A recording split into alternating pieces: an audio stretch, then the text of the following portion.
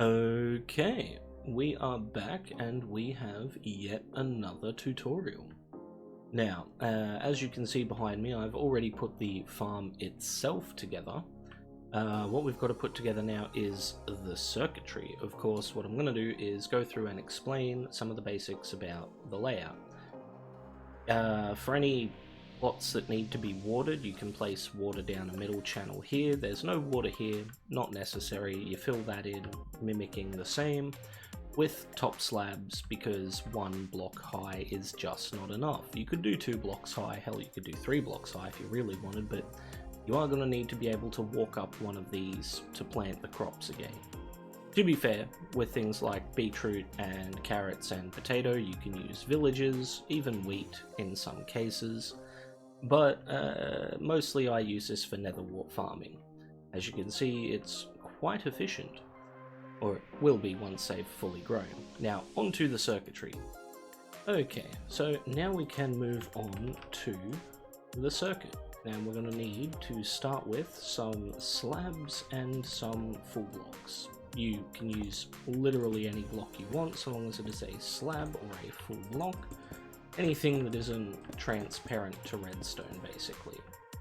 Now, from the center, what you do is you come out by 1, like so, and that's going to be where your input line goes. Now we need a repeater and some redstone dust. Redstone dust goes there, that's going to trigger that.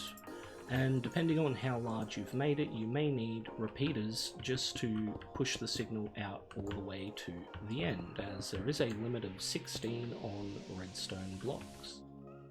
Now we need comparator, hopper, pistons, redstone block. Boom. And we're just going to build a basic little etho hopper clock coming out this way. And of course, then we go out like so, by 3 and in, and then we could actually do it this way and in. Okay, one moment. Now, we place the redstone block on top of this hopper. We place a solid block, slab underneath, slab coming out, slab underneath, slab coming out, and then comparators, since the comparators can pull the information from the hopper out of a solid block behind them, which I think is great. Thank you, Mojang. Okay, 2 solid blocks there, 2 slabs on top, and then redstone dust to connect it. And at that point, the etho hopper clock is complete. Now, coming out of the bottom here, what we need to do is build a simple memory circuit, and the memory circuit's going to come out that way, block down there, redstone there, torch here, torch there, torch here, and a torch, well, redstone on top first, and then a torch there. And that's just a very basic memory circuit. Now, next what we need to do is build the timer circuit. So we'll have a slab coming out here, a solid block on top, then we need to get some droppers, and it does have to be a dropper, and we need 2 of those. So we come out like so, and we go in like so, and then underneath this one we come out with a slab, we place down a comparator, boop, 1 more slab, then 1 solid block, 2 redstone, a redstone torch, a block of bit of redstone on there, and another redstone torch. Now we dig the channel out by 2, coming over to here, like so, and this is going to be the reset line. Now, the reason why we use this as a reset line is because when you have 40 items in one of these and 2 items in the other, you get a double pulse. Now, when 42 end up in this one, this line activates, turns on this redstone torch, resets the circuit. Of course, your input line goes right here, and that can just run, well, basically down that way to the front of your farm. Of course, we're not done yet. Underneath this, we need a solid block. Coming out here, we need a redstone dust. We need we need a piston there, some sand on top, an observer to detect the changing state. And we are going. So, sand on top, observer to detect the state, redstone repeater set to 4 ticks, and then you run your line back over here. And that will give us 2 whole pulses into here, so when the reset line triggers, it resets this as well. And that's essentially the system complete. What we can do is chuck a full stack of 64 in there. My apologies. You will need to chuck it in here and give it a moment to properly reset itself. It will start over in this position. Unfortunately, the item hoppers have to just switch themselves back and forth for a second.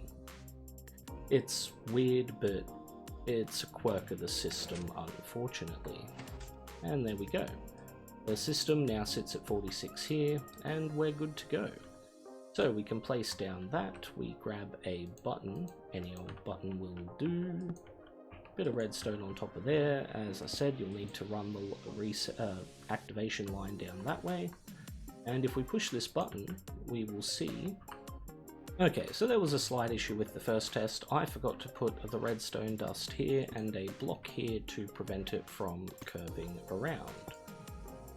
And now it's complete and we can run the test. So you press it, the memory latch detects that you've hit the activation button, the counter begins, and we will get the first of 2 transitions. First one turns on the water. Of course, I've put no water in the system for testing purposes. And then it clicks back. Boop. And it sends over one of these. Now we'll get a second pulse in just a moment.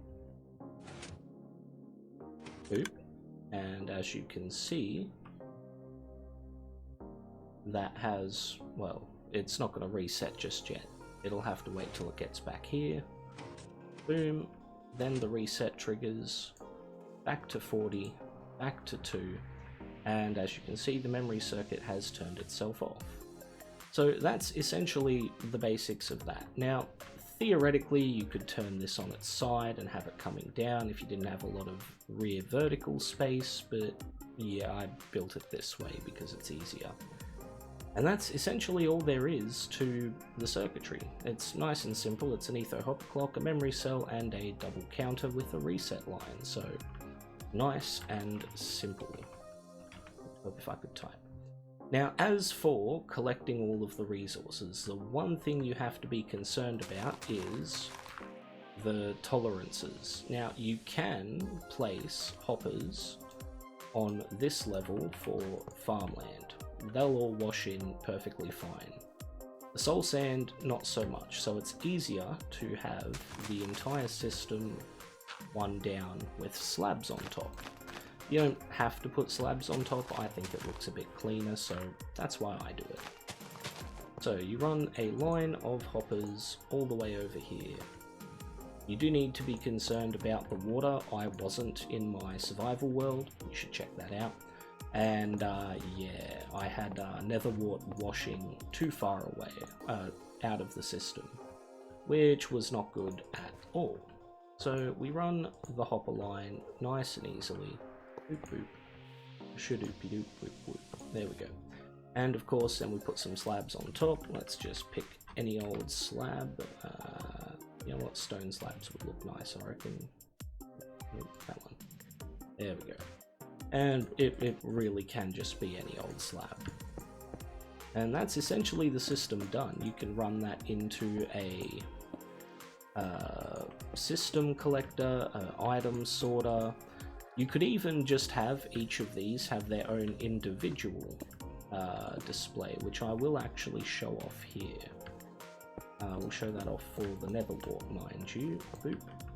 Okay, so for that one, what you want to do is have one there, one into there, one into there, slabs going here, and that's easy enough. Then you run that across there,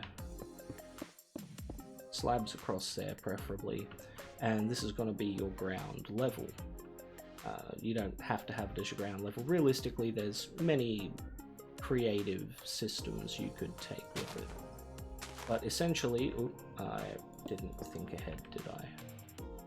You then need some droppers, like so, and you place them here, going up to your ground level with the hopper facing in, and then out of here.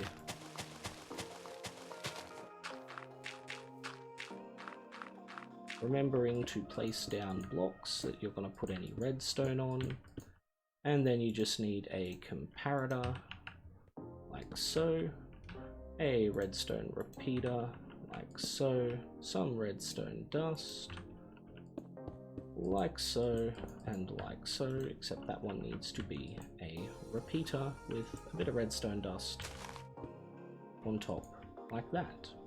And then of course you get a chest, like so. Now anything I chuck in here will automatically end up in the chest. It's a pretty efficient system. You could put delay in there if you really wanted, but you don't have to.